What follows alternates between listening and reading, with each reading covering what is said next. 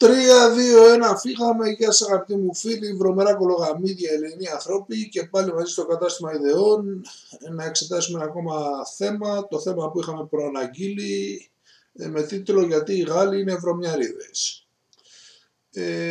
Γενικά οι Γάλλοι, οι Άγγλοι, οι Γερμανοί, οι πολλοί ευρωπαϊκοί λαοί δεν περάσανε την κλασική εποχή, δηλαδή την ελληνορωμαϊκή αρχαιότητα που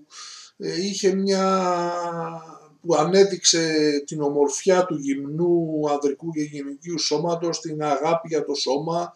την καθαριότητα. Αυτοί οι λαοί λοιπόν, οι Γάλλοι, οι Άγγλοι, οι Γερμανοί, γενικά οι περισσότεροι λαοί της Ευρώπης περάσαν από τη φιλετική κοινωνία κατευθείαν στη φεουδαρχία και στο χριστιανισμό και δεν έχουν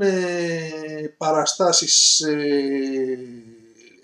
αισθητικές παραστάσεις για την ομορφιά του γυμνού σώματος, για το πλήσιμο, για αυτά, και ο χριστιανισμός έχει μια τάση για τη βρώμα, ότι το σώμα είναι κάτι βέβυλο, είναι η αμαρτία, αυτό που μας πούμε στην αμαρτία, η σάρκα είναι αμαρτωλή, και έχουν μια τέτοια άποψη, δηλαδή έχει για πολλά χρόνια, πολλούς αιώνες είχε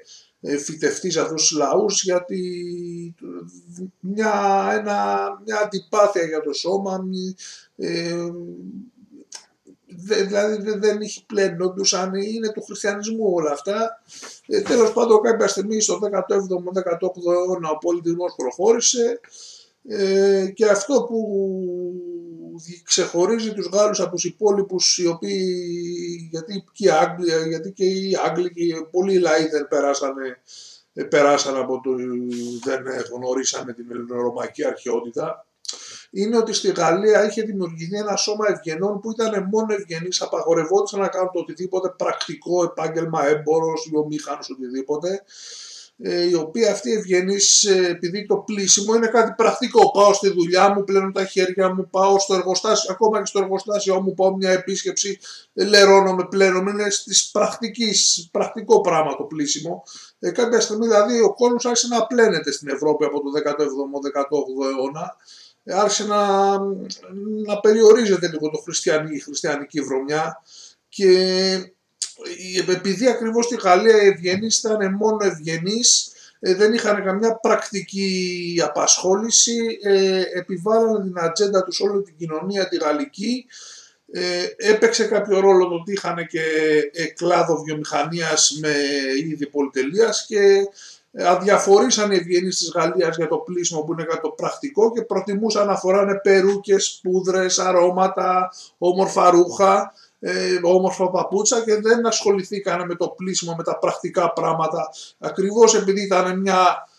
αργόσχολη τάξη που το μόνο που έκανε ήταν να μαζεύεται στις Βερσαλίες ή στις τοπικές αυλές και να λέει